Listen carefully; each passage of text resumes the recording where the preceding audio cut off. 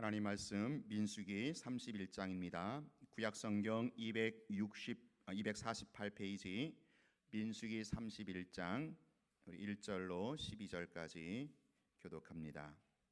구약성경 248쪽 민수기 31장 1절로 12절까지 우리 한 절씩 교독합니다. 여호와께서 모세에게 말씀하여 이르시되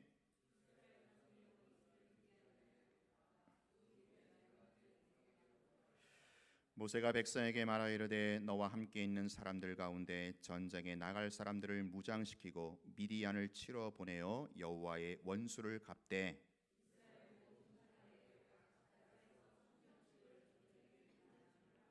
각 지파에서 1000명씩 이스라엘 100만 중에서 12,000명을 택하여 무장을 시킨지라.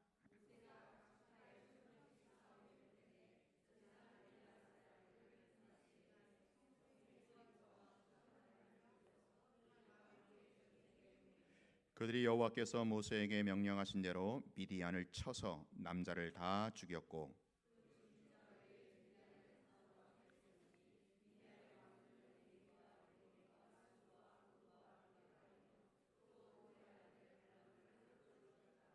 이스라엘 자손이 미디안의 부녀들과 그들의 아이들을 사로잡고 그들의 가축과 양떼와 재물을 다 탈취하고 탈취한 것, 노략한 것, 사람과 짐승을 다 빼앗으니라.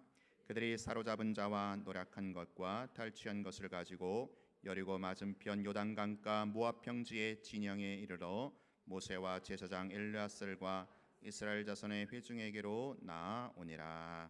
아멘. 요즘에 시국에 대해서 걱정하면서 절로 나오는 기도 제목이 있습니다. 저는 새벽마다 그렇게 기도해요.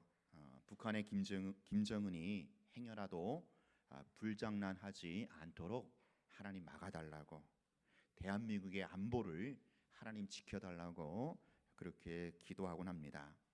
다시는 이 땅에 동족 상잔의 비극이 없어야 하겠지요. 제가 초등학교 다닐 때만 해도 그 6.25가 다가오면 6.25 즈음에 그 방공 포스터 그리기, 또 뭐 글짓기, 웅변 대회 이렇게 다양한 행사를 치르면서 6.25를 상기하곤 했던 것이 기억납니다.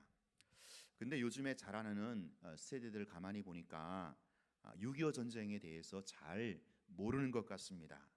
심지어는요, 일부 그 잘못된 교사들의 영향으로 인해서 뭐 6.25가 북침이다, 혹은 외세를 극복한 통일 전쟁이다, 뭐 이런 식으로 왜곡된 역사를 가르친다고 하는 이런 안타까운 현실이 또 있기도 합니다. 하기는 세대가 흘러서 그런지 몰라도 국민들의 정서가 많이 변한 것 같습니다. 제가요, 어릴 적만 해도 이 북한하고 다른 나라하고 이렇게 축구 경기하면 여러분, 우리가 누구를 응원했어요? 다른 나라 응원했죠. 절대로 북한이 이기면 안 됐어요. 제가 어릴 적만 해도. 근데 요즘에는 어떻습니까? 우리가 북한을 응원하잖아요. 북한하고 다른 나라 경기하면 북한을 응원해요. 저도 북한이 이겼으면 좋겠어요. 이게 이제 예전 같았으면 상상할 수 없는 그런 국민들의 정서와 공감대로 바뀐 것이 아니겠는가 싶습니다. 근데 여러분, 아무리 세대가 흐르고 아무리 정서가 변해도 우리 대한민국 국민이라면 6.25 전쟁, 이 6.25 전쟁은요 반드시 상기해야만 합니다. 우리는 이 6.25 전쟁이라고 하는 이 동족상잔의 비극을 역사적인 거울로 삼아서 다시는 이 땅 한반도에 전쟁에 이런 피비린내가 나지 않도록 깨어 있어야 할 것입니다. 우리는 이 북한 도발에 대해서 경계심을 갖고 국민적인 대동단결을 꾀해야 할 때가 바로 이때입니다. 그래서 여러분들도 꼭 우리 국가 안보를 위해서 또 더불어 통일의 물꼬가 열리도록 계속해서 기도를 해주시기를 바랍니다. 이제 정말 이 한반도뿐만 아니라 이제 세계 도처에는 전쟁이 없어야 하지 않겠습니까? 제2의 6.25 전쟁은 물론이고 제3차 세계대전도 다시는 없어야 할 것입니다. 근데 여러분 이거 아십니까? 참 아이러니컬하게도 성경은요 전쟁에 대한 이야기가 굉장히 많이 나온다라는 거예요. 전쟁 기사가요 참 많이 나와요. 특별히 구약 성경이 그렇습니다. 대표적으로 이스라엘이 가나안 땅을 정복한 그 전쟁, 가나안 정복 전쟁이 그거죠. 그리고 또 다윗이 통일 이스라엘의 왕이 되고 나서 주변의 이방 민족들을 다 쳐가지고 영토를 확장하는 그런 전쟁을 다윗이 무수히 치르기도 합니다. 그래서요 이 교회사적으로 보면 이 중세의 십자군 전쟁이나 18세기 이 제국주의의 팽창 근거를 바로 이 구약 성경 이스라엘의 전쟁 기사에 두기도 했습니다. 기독교의 이름으로 다른 나라, 다른 민족을 침입해서 전쟁을 벌였던 그들의 어떤 그 현실을 그 정당성을 바로 성경에서 찾았다라는 거예요. 여러분 이거 어떻게 생각하십니까? 성경에 나오는 전쟁 기사를 우리가 어떻게 오늘날 이해하고 또 적용해야 할까요? 중세의 교회처럼 18세기 열강들처럼 우리가 이 기독교의 명목으로 전쟁의 정당성을 인정할 수 있겠습니까? 그럴 수는 없는 노릇입니다. 그래도 다행이고 안심인 것은 이제 계시가 확장된 이 신약 시대에 오늘날 우리 성도들은요 이 구약의 전쟁 기사를 문자 그대로 끌어와서 적용하지는 않습니다.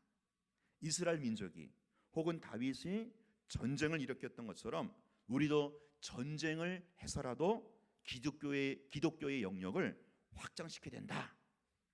이렇게 억지를 부려서도 안 되고 부리지도 말고 또 그래서도 안 되는 거지요.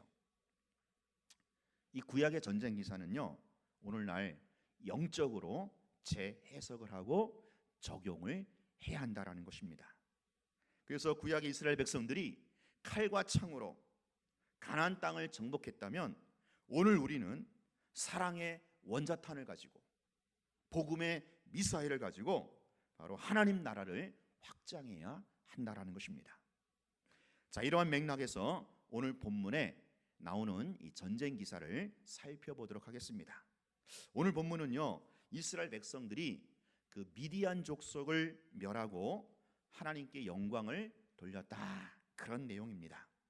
하나님은요 이미 앞서 민수기 25장에 보면 미디안을 진멸하라 그렇게 명령을 주셨어요.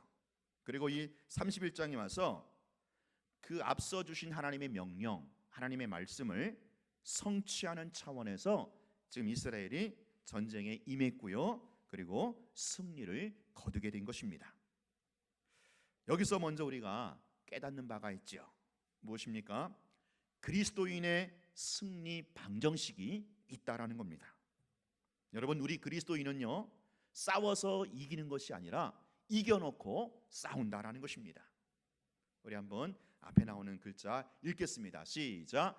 그리스도인은 싸워서 이기는 것이 아니라 이겨놓고 싸운다는 것입니다. 그래요. 싸워서 이기는 게 아니고 이겨놓고 나서 싸운다라는 거예요. 하나님께서 이미 민수기 25장 앞서 미디안 족속을 이스라엘 손에 붙여 주시겠다 그렇게 약속했습니다. 이미 하나님께서 승리를 보장하신 것입니다. 이제 이스라엘은 하나님이 승리하신, 하나님이 약속하신 그 전쟁에서 이삭 죽기만 하면 되는 거예요. 이미 하나님이 승리하셨고 그 승리를 확인하는 차원에서 전쟁에 임한다라는 것입니다. 사랑하는 우리 성도 여러분, 우리 성도들의 신앙 여정이 영적 전쟁이라고 할 때 여러분 결코 두려워하지 마십시오.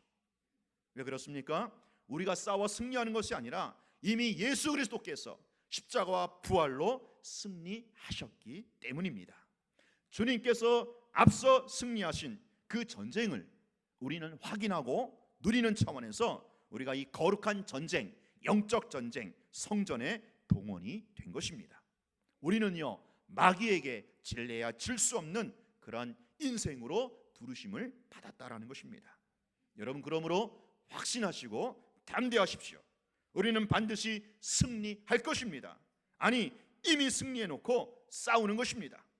십자가와 부활로 승리하신 예수 그리스도의 이름으로 나아갈 때 우리에게 거칠 것이 없고 어떤 원수 마귀라 할지라도 쫓겨나게 되는 줄로 믿습니다.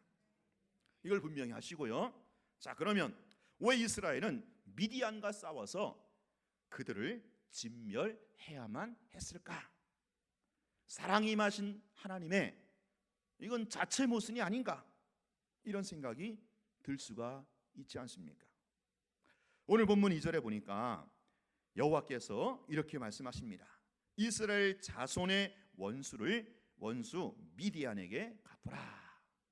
이스라엘 자손의 원수를 미디안에게 갚으라. 얼핏 보면 갚으라는 말이 나오니까 원수라는 말이 나오고 갚으라는 말이 나오니까 피의 보복처럼 보입니다. 근데 이 전쟁은 단순한 복수전이 아니라 다른 신을 섬기게 했던, 그러니까 이스라엘로 하여금 우상 숭배하게끔 만들었던 이 미디안이라고 하는 악의 축을 척결하라, 그런 차원입니다. 여러분, 미디안이 어떤 족속입니까? 앞에 민수기 앞선 내용에 보면 이 미디안 여자들이 발람의 꾀를 따라서 이스라엘 백성들을 유혹했어요. 이스라엘 남자들을 유혹했습니다. 이에 이스라엘 남자들이 미디안 여자들과 음행을 즐겼고 바로 이 부올산에서 바알신을 섬기며 우상 숭배를 자행했던 것입니다. 이것이 이른바 바알부올 사건이죠.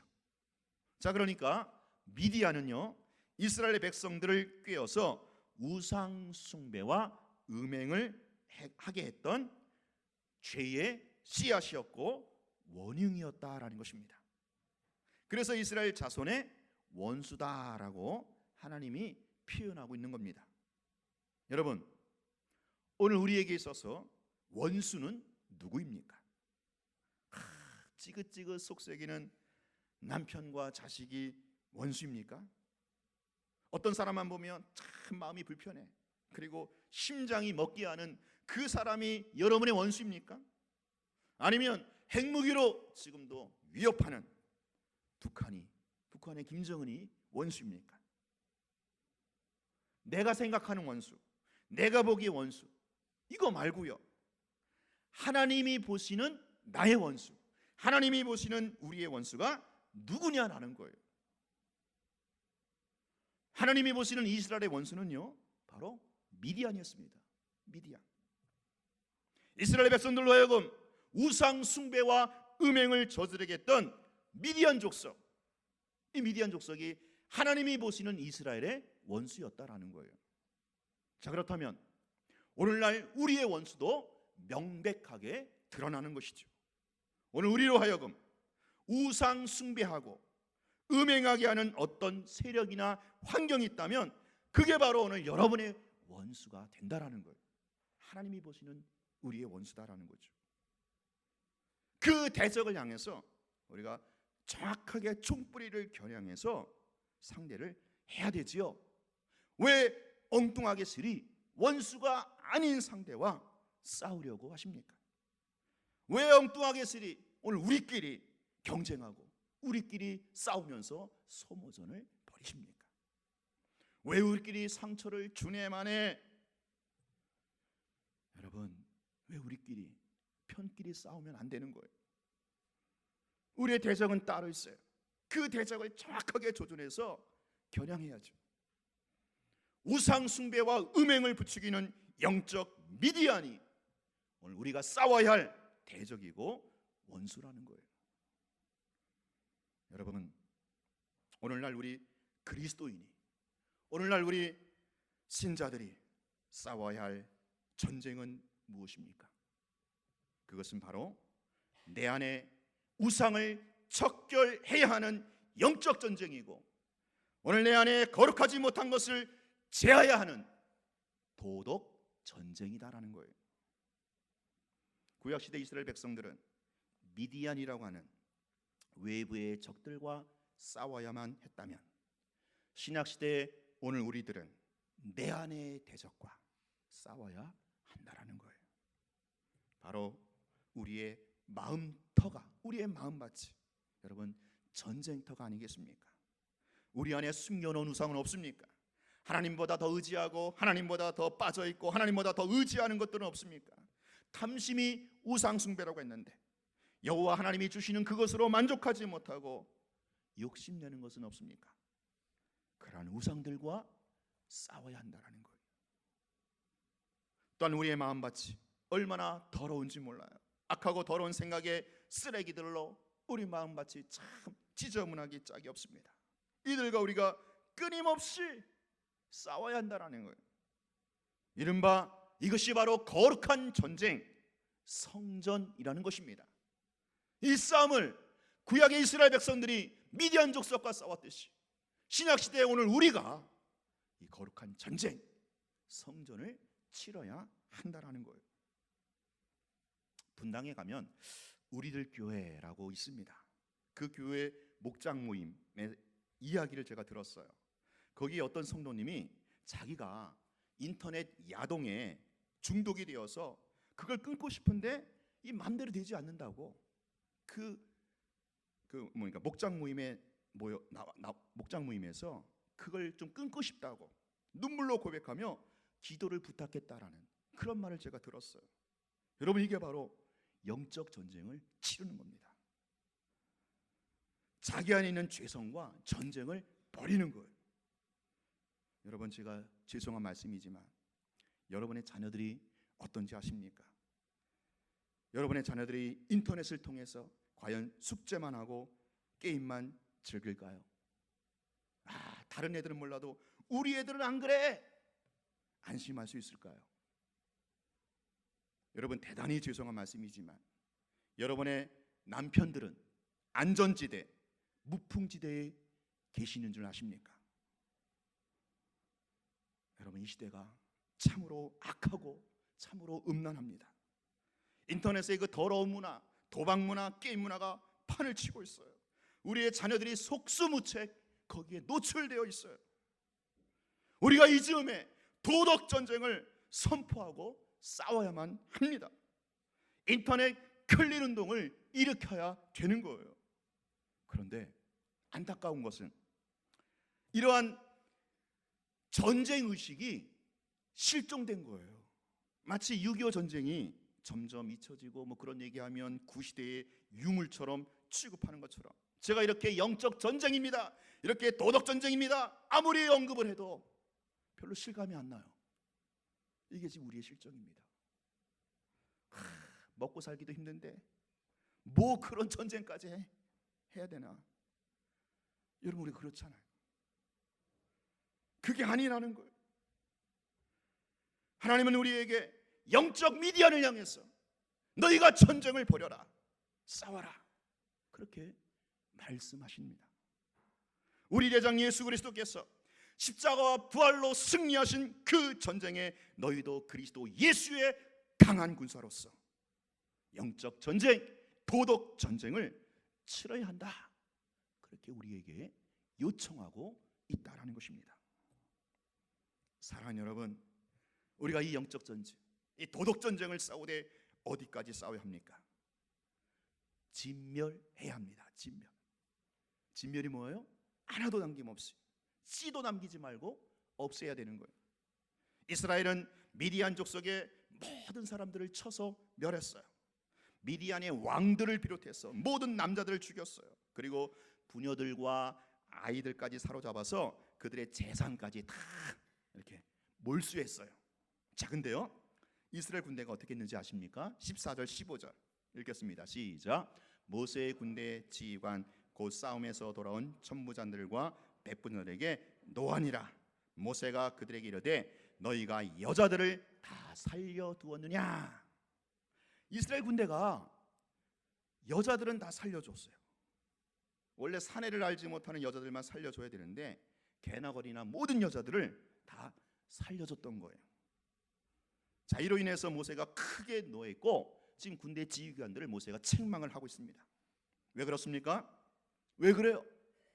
죄의 뿌리를 뽑지 않았기 때문에 그래요. 여전히 죄의 여지를 남겨놓은 겁니다. 여러분, 이 죄의 유혹과 여지는 처음부터 제거하고 진멸해야만 합니다. 그게 아쉽다고, 그게 허전하다고 그거 남겨놓았다간 나중에 그게 큰 화가 되어서 부메랑이 되어 돌아오게 되는 겁니다. 음지에 습기가 차고요, 곰팡이가 생기는 것처럼 진리의 빛이 들어오지 않는 그 숨겨진 공간에서 바로 죄의 독소는 퍼지기 시작하는 겁니다. 그러므로 그러한 공간이 있다면 정직하게 오픈하고 드러내야 돼요. 그래야 뿌리채 뽑을 수가 있는 겁니다. 오늘 여러분을 유혹하는 죄의 공간과 죄의 요소는 무엇이고 어디입니까? 여러분의 오감을 자극해서 죄를 짓게끔 만드는 환경이 무엇이란 말입니까? 자꾸 나를 무너지게 하고 나로 하여금 넘어지게 하는 그 사람이 누구입니까? 애시당초부터 차단하시기 바랍니다. 뿌리채 뽑으시기 바랍니다. 그게 우리가 피 흘리기까지 싸워야 할 영적 전쟁이요, 도덕 전쟁이다라는 거예요. 여러분, 여기서 우리가 영적 전쟁의 중요한 원리를 배우게 돼요. 지금 이스라엘 군대가 이 바알볼 사건에 가담하지 않은 여자들만 빼고 전부를 멸해야 되는데, 이런 원칙과 원리를 무시하고 모든 여자들을 다 살려줬어요. 왜 그랬을까요? 왜 이렇게 죄의 씨앗과 뿌리들을 남겨두었을까요? 이게 바로 욕심 때문이었습니다. 욕심. 어떤 욕심입니까? 미디안 족속과 전쟁에서 자기들의 군사력과 용맹으로 승리했다라는 사실을 알리고 싶어하는, 그거를 과시하고 싶어하는 욕심이었다라는 거예요. 마치 사울이요, 아말렉과의 전쟁에서 그 아말렉 족속을 진멸하지 않고 몇 명을 살려두었던 것처럼 말입니다. 사울은요, 아말렉과의 전투에서 자기의 힘과 전술로 전쟁에서 이겼다고 하는 것을 자랑하고 싶어서 몇을 남겨놓았던 거예요. 지금 이스라엘 군대가 미디안과의 전쟁에서 정말로 말씀대로 다 죽이고 전리품 하나도 없이 돌아온다면 그들의 자랑스러운 그 승리를 과시할 수 있는 방편이 없게 되는 거예요. 그래서 지금 이스라엘은 자기들의 공로를 나타내고 싶은 그 욕심에서 이 여자들을 전리품으로 살려둔 것입니다. 욕심에서 비롯된 과오라고 할 수 있죠. 여러분, 오늘 우리가 싸워야 할 영적 전쟁은 무엇입니까? 바로 우리 안에 있는 욕심과의 전쟁입니다. 그것도 어떤 욕심입니까? 하나님의 명목을 빌어서 자기를 드러내고 자기를 자랑하고픈 그런 욕심이라는 것이죠. 이 욕심이 아주 무섭고 아주 고약한 성질을 갖고 있습니다. 나중에 그게 큰 화근으로 이어지는 게 되는 겁니다. 그러므로 우리는 무엇보다도 내 안의 욕심과의 전쟁을 선포하고 그것과 싸워야 합니다. 욕심이라는 뿌리를 뽑아야만 합니다.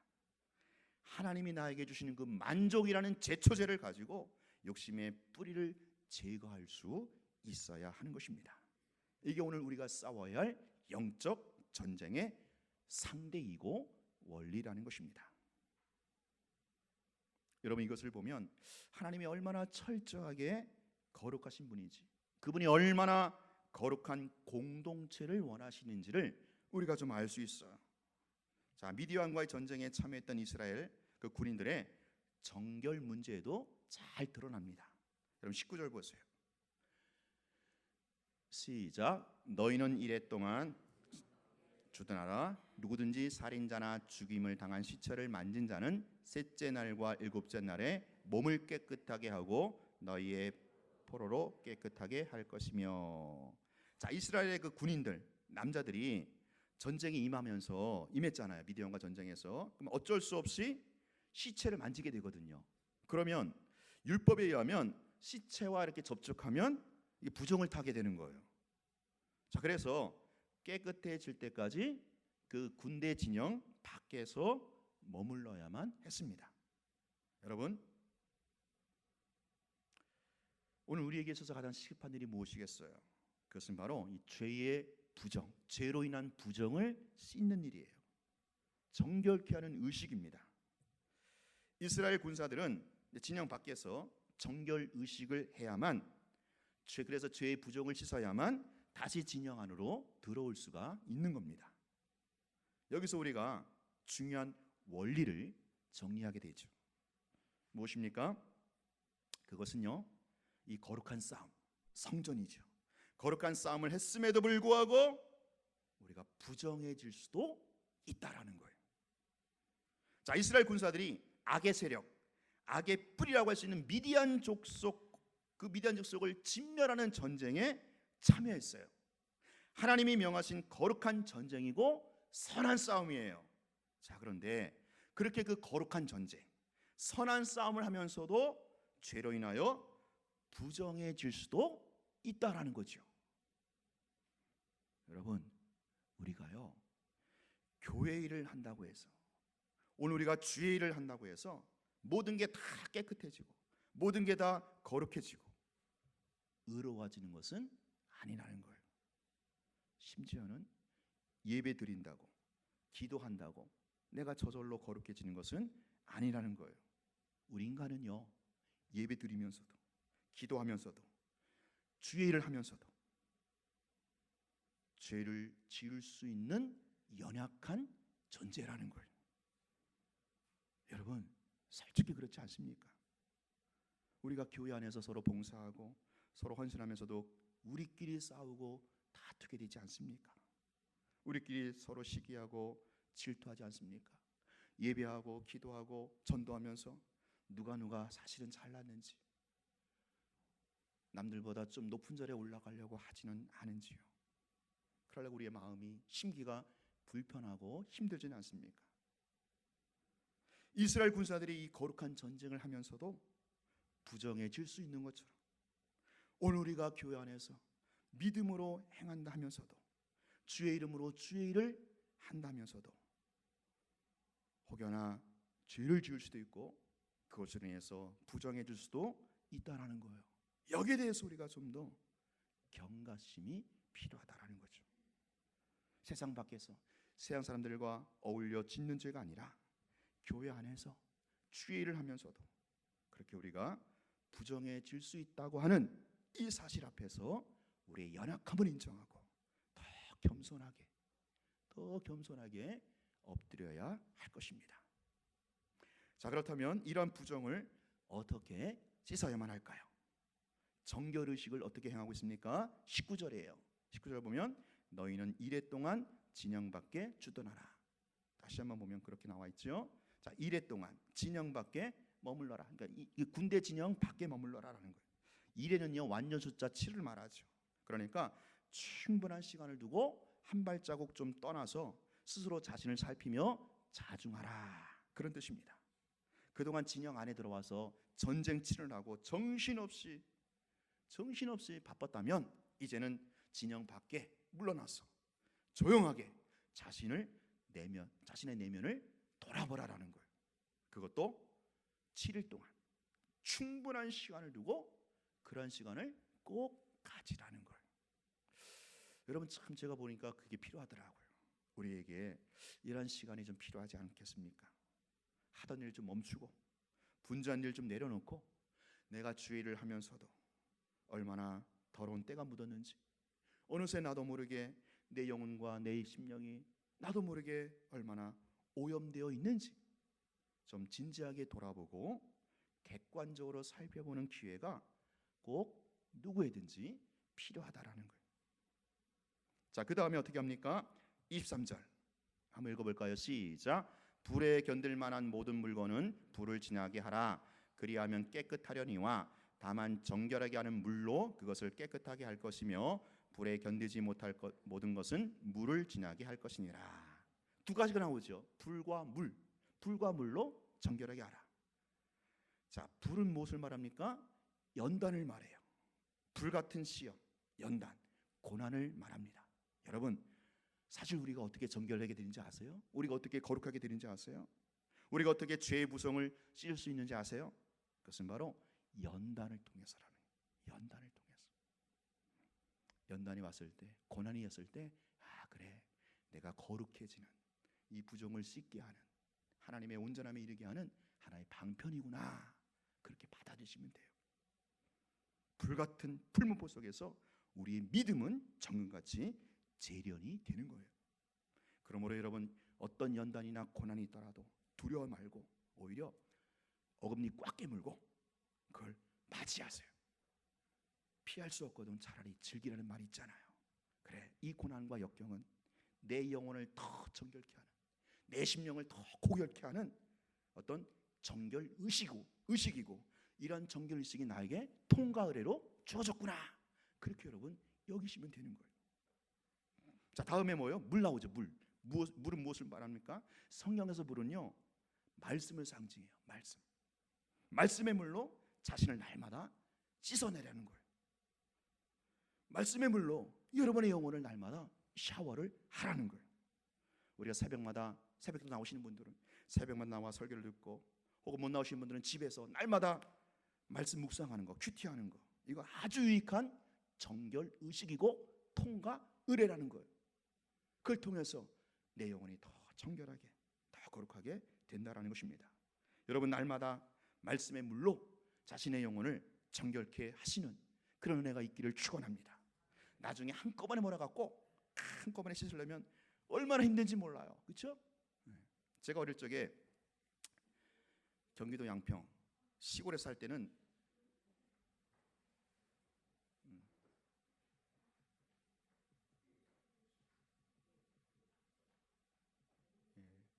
여기 따뜻한 데 가서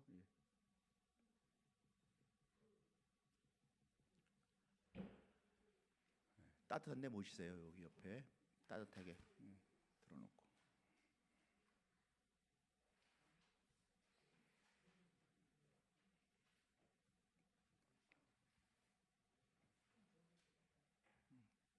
따뜻하게 이렇게 대놓고 좀 누워 계셔요.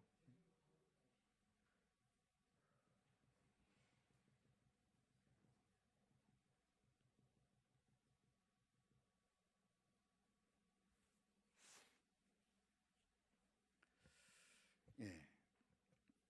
제가 어릴 적에 시골에 살 때 거기는 대중 목욕탕이 없었어요. 차를 타고 그 시내, 양평 시내까지 나가야만 했어요. 그래서 보통 겨울이 길잖아요. 보통 겨울에는요 4, 5, 6개월, 거의 6개월에 한 번씩 이제 목욕탕에 가게 되는 거예요. 그러면 하루 종일 목욕을 해야 돼요. 때가 금방 안 벗겨지잖아요. 그 때 벗기느라고 얼마나 힘든지, 얼마나 진이 빠른지 몰라요. 그러다가 제가 드디어 대학을 도시에 진출해서 다니게 됐어요. 제가 유성 근처에 있는 학교 다녔거든요. 그 유성 온천 있잖아요. 그 일주일에 한 번씩 그냥 가는 거예요, 온천에.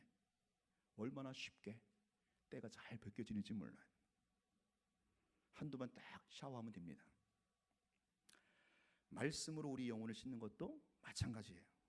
매일매일 자주 말씀의 물로 내 영혼을 씻어야지 나중에 한꺼번에 살려면 그게 얼마나 강팍하고 얼마나 진이 빠지는지 몰라요. 자, 마지막으로 어떻게 해야 깨끗해질 수 있습니까? 24절, 너희는 일곱째 날에 옷을 빨아서 깨끗하게 한 후에 진영에 들어와라. 여러분, 그리스도의 피는 죄로 더러워진 인생의 옷을 빨아준다라는 거예요. 죄로 오염된 인생의 옷은 오직 그리스도의 피로만 빨 수가 있다라는 거예요. 다른 세제로는 빨 수가 없어요. 종교로, 선행으로, 도덕으로, 윤리라는 그런 세제로는 죄의 단물을 뺄 수가 없어요.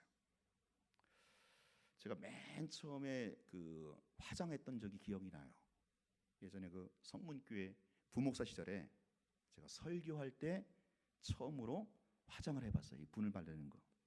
그 당시면 이제 그 스크린에 얼굴이 나오는데 저 얼굴이 좀 뽀얗게 나왔으면 좋겠다. 주변에서 그렇게 말을 해가지고 그 당시 유명한 목사님들은 강대상에 올라갈 때 다 화장을 한대요. 뭐 그런 얘기 들어가고 이제 그 유행이었거든요. 저희 부목사들한테. 저도 좀 화장을 했죠. 그리고 나중에 이제 비누로 세수하면 지워지는 줄 알았어요. 근데 그게 안 지워지더라고요. 나중에 보니까 화장 지우는 그 세제라고 할까, 그게 따로 있더라고요. 제가 뭐 처음에 몰랐죠. 죄를 지우는 게 따로 있는 거예요. 인생의 죄는, 사람의 죄는 하나님이신 그분이 사람으로 오신 예수 그리스도의 피만이 인생의 죄 지울 수가 있다라는 거예요. 사랑 여러분, 영적 전쟁, 도덕 전쟁에서 실패하고 넘어지셨습니까?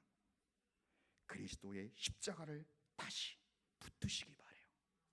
예수의 보혈이 덮지 못할 죄와 허물은 없는 줄로 믿습니다. 오직 주의 보혈만이